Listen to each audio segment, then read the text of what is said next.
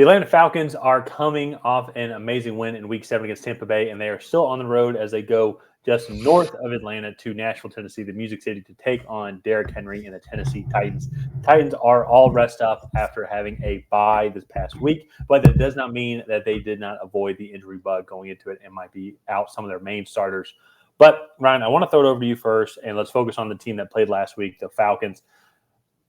Good victory. I mean, like any win is a good win, especially against a division rival. Falcons are leading the NFC South as of right now. The Saints, I believe, are 3-4, while the Tampa Bay Buccaneers are 3-3. Let me just double check that here real quick. Yeah.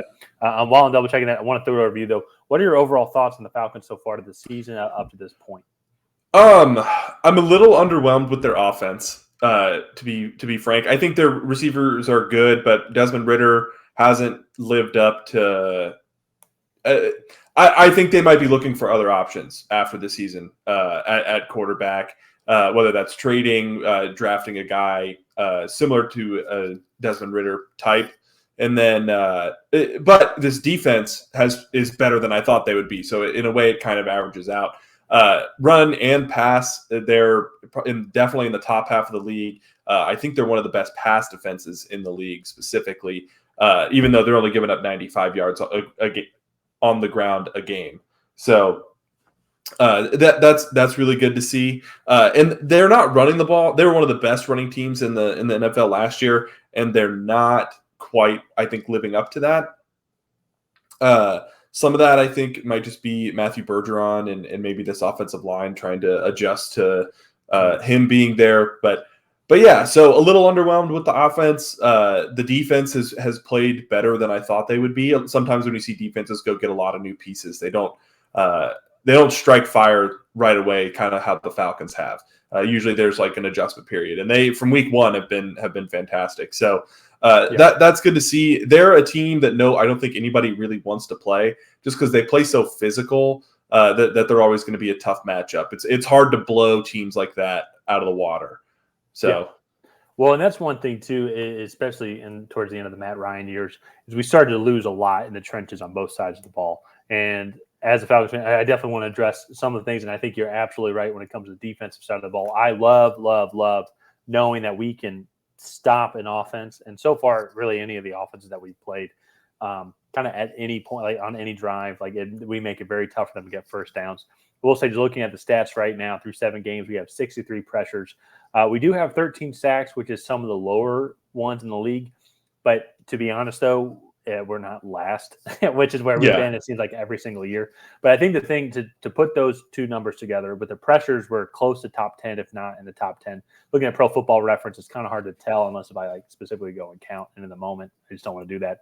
But the thing to me, I think that really excites me on how great this defense has been, I think one of the key contributors to that overall success, as we have one of the lowest blitz percentages of all the defenses. We're blitzing less than 1/5 of the time at 18.5%. So that means we are getting all those pressures and those QB sacks by just rushing 4 guys or less, which means it allows for our secondary and our linebacking core to be much more focused on hitting their zones, guarding their mans, and making it very difficult for opposing offenses to pass all over us, which is what I think I can speak for most Falcons fans, is what we've become used to is just opposing quarterbacks having 300 plus passing yards against us and being able to do the ball at will, run the ball at will. And absolutely that is not happening at all.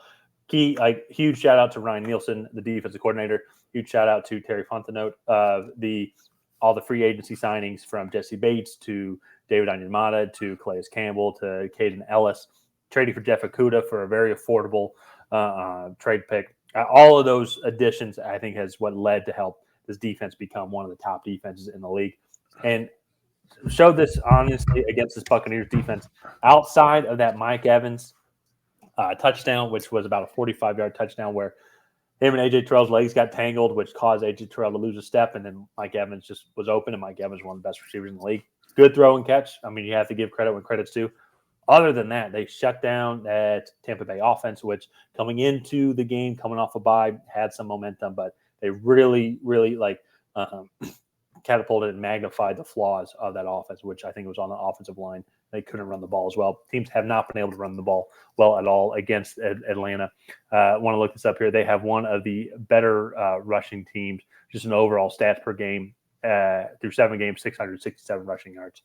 So overall defensively, and they have one of the better passing off defenses as well. Want to double check that. Also, to passing yards allowed per game. Actually, it looks like they get, where are they at here? Just a little bit better than middle of the road, just over 200. Actually, just shy of 200 passing yards allowed per game. So I say all that, and then to address the offense, I've intently watched all the Falcons games so far up to this point of the season, and I know it's tough to see because whenever you have 6 turnovers from your quarterback through 2 games, how do you see the offense progressing? We fought hard against the Texans, a good Texans defense. We were able to grind it out, stalled out a lot when we got to the Texans 30, and just we're shooting ourselves in the foot with offensive penalties. For the Commanders, we were shooting ourselves in the foot with just untimely turnover plays. And same thing against Tampa Bay. We should have blown out Tampa Bay. And so I say all those things just because I think those things are fixable. Protecting the ball, those fluke kind of fumble turnovers are just bonehead, maybe just like not thinking plays, and you'll learn from those. We should have had 30-plus points against this Tampa Bay team. We should have blown out the Commanders. And so I think this offense is rolling. To your point, is Desmond Ridder the guy? That's something that we'll have to keep seeing moving on. He's only had 11 starts. But if he can just contain those just random errors, those rookie errors, so to say, protecting the ball, finishing out the plays, trusting your read, that offense yesterday looked great.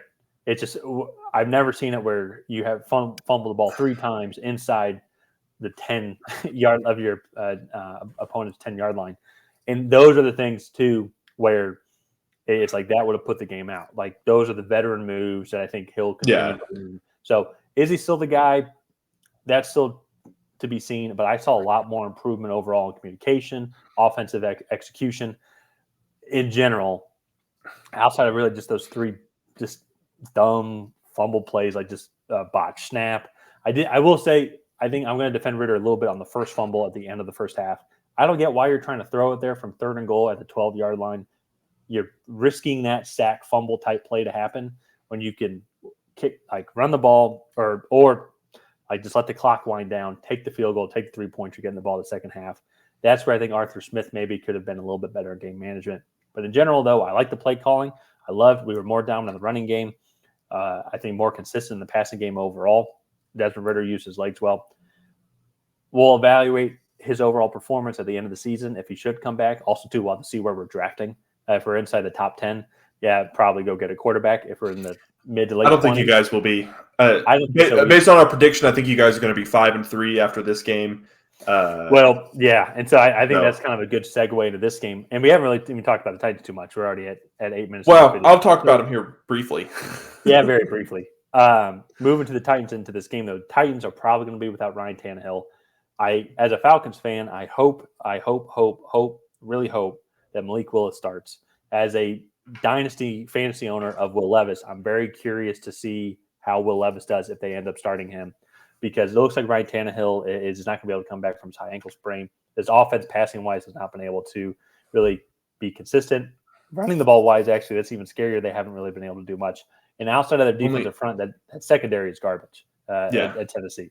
So I just think overall, I think Tennessee's going to have a tough time stopping this Falcons offense on a drive-by-drive basis consistently. And I don't know how they're going to score against this Falcons defense. It's going to be one of the best defenses that they've played at home. Yeah. So for me, coming into this game, the Falcons, they have the better offense, averaging 360 offensive yards a game. And then they have the better defense, only giving up less than 300 yards a game, where the Titans are only averaging 311 total yards of offense a game, and they're giving up almost 360 yards a game. And it's just like, so the Falcons are coming into this game with the better defense, the better offense, with their starting quarterback, less injuries. I know Bijan is questionable with an illness, but it's just going to be interesting to see kind of what the Titans are going to be able to throw at Mike Vrabel. We did see this a few years ago. They lost a lot of key starters, and then it was against the Rams. I think they got they got rolling, and they established the run. Defense got a couple turnovers, and then I don't know. Whenever they seem to have their back up against the wall, they seem to come out with a win. So, with that being said, I'm going to go with the Falcons. I just think they're the better team coming into here. I think 6 turnovers in 2 games is not a fluke for Desmond Ridder. However, I think even if he can just limit those plays in this game, even if he just has 1 or 2 turnovers instead of 3, then I think the Falcons have the better team and a much better chance to win. Also, it does matter where those turnovers happen, right? So if they happen at your own 25, that's a really bad spot. But happening, I think it was at the 12. You said the 3rd and goal at the 12. I think was the farthest up the field of all the turnovers. The Yeah. second one was at the 2, as where it was recovered, and then the first one. Then the final one was he was running it into the end zone, and there was that dumb rule where the ball gets knocked out, but then rolls out of bounds in the end zone. It's a turnover, and the other team gets to the 20. I think that's the dumbest rule, and I'm not just saying that because of this game. We've talked about it before. We talked about it. We said the same thing when it happened to Justin Jefferson and the Vikings in Week 2 on the Thursday Night Football game against the Eagles. That's just the dumbest rule, just in general. It doesn't make any sense at all. But even then, though, too, he was walking into the end zone, and it was just a good hustle play by the Buccaneers corner. And Desmond Ridder, I mean, if the ball's not in his right hand and it's in his left hand, it's a touchdown. So, but yeah, all those were well in the Tampa Bay territory. So I'm also going to go with Atlanta as well. I think just in general, they're the better team. I think they have a little bit better momentum. And I'll just say this right now. You look at the Falcons' schedule right now, the teams that they have left to play are at 500 or worse. And I think they're let me put up their schedule right now here. But so they play Tennessee this weekend, who's probably going to be playing the backup quarterback, going up against the Vikings next week, who doesn't really have that good of a defense. Still will be without Justin Jefferson. I'm pretty sure we'll still be without Justin Jefferson as well. Can't run the ball. Going up against the Cardinals, Kyler Murray might be back for the game, but still shaky at best. Saints haven't looked good. You got Jets, Bucks, Panthers, Colts, Bears, and Saints. I mean, none of these teams are at best outside looking into the playoffs right now. So Falcons could potentially go on a tear here if they can just be consistent on offense, not make those turnovers, be super stingy on defense like how they've been these past couple of weeks, and just keep that. I've liked what I've seen offensively over the past couple of weeks outside of those bonehead turnovers. Even you look at the Washington game, if you can just take a step back and look at everything outside of the communication errors, we were moving the ball easily against that Washington team. I think we had over 400 yards in that game. So Tampa Bay didn't really have too many. I mean, we had a couple 3-and-outs, but not nearly as bad as what it used to be. So I think a lot of good things coming out of this Atlanta team. Maybe I'm just a dumb guy. I mean, I am a dumb guy, but maybe I'm overly optimistic. So, and if you're still here at this point, please leave a comment and let me know how dumb I am for being this confident in the Falcons. So, yeah. Well, this video has run a little bit long, so we're going to go ahead and wrap it up here. If you guys have not already, please go ahead and like and subscribe. Leave a comment down below on who you think is going to come out ahead in this matchup. Is it going to be the Atlanta Falcons? Is it going to be the Tennessee Titans? Let us know what you think. Other than that, we will see you guys next time.